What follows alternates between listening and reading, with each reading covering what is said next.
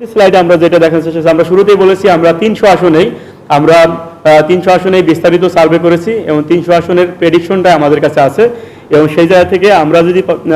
Parliamentary seat forecast করি এখানে এইটা করার ক্ষেত্রে আমি এখানে বলতেছি 10% মার্জিন 10% মার্জিনের মধ্যে যেগুলো আছে সেগুলো হচ্ছে আমরা কন্টেস্ট, কারণ আমরা দেখতেছি যে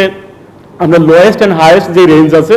এই লোয়েস্ট এবং হাইয়েস্ট রেঞ্জ দুইটা গ্রুপের কোনো না কোনো একটা পয়েন্টে মিলিত হয়ে যায়, সেই জায়গা থেকে এটা কন্টেস্ট। এই জন্য 10% প্লাস মার্জিনে যেগুলো যারা এগিয়ে আছে এই 300 আসনের মধ্যে সেগুলোকে আমরা বলছি তাদের শিওর শট, মানে শিওর নিশ্চিত এখানে বিজয়। আর বাকি যেগুলোতে তারা এরকম 10%-এর মধ্যে আছে, দেখা যায় কোনোটাতে জামাত 5% এগিয়ে আছে, কোনোটাতে বিএনপি 5% এগিয়ে আছে, কোনোটায় কেউ 1% এগিয়ে আছে, কোনোটায় কেউ 2% এগিয়ে আছে। এটা শুধুমাত্র জামাত বা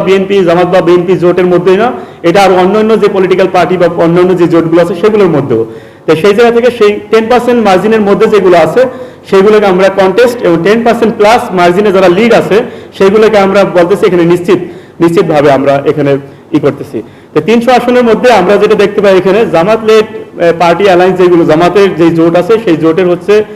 নিশ্চিত পাওয়ার সম্ভাবনা রয়েছে এখানে 105টি সিট, এবং বিএনপি লেড অ্যালায়েন্স যেগুলো আছে সেখানে তারা 300 আসনের মধ্যে নিশ্চিত করে পাওয়ার সম্ভাবনা রয়েছে 101টি, এবং যে কন্টেস্ট আমরা এখানে দেখতে পাই 75টি আসনে 10%-এর মধ্যে মার্জিন এই ডিফারেন্সটা আছে। কেউ দেখা যায় 1% লিড, কেউ 2% লিড, এরকম ভাবে দুই গ্রুপের মধ্যে আছে। এই জায়গাটাতে কন্টেস্ট আমরা দেখতে পাই হলো 75, এবং আদার্স এই যে ইন্ডিপেন্ডেন্ট ক্যান্ডিডেট আছে অনেকে, এই যে দুইটা জোট দেখলাম আমরা এখানে, দুইটা জোটের বাইরেও অনেকে আছে, অনেকগুলো জোট আছে, অনেকগুলো পার্টি আছে, সেই জায়গা থেকে অন্য নিশ্চিতভাবে তারা প্রায় 19 জন এখানে নিশ্চিত বিজয় আমরা দেখতে পাচ্ছি।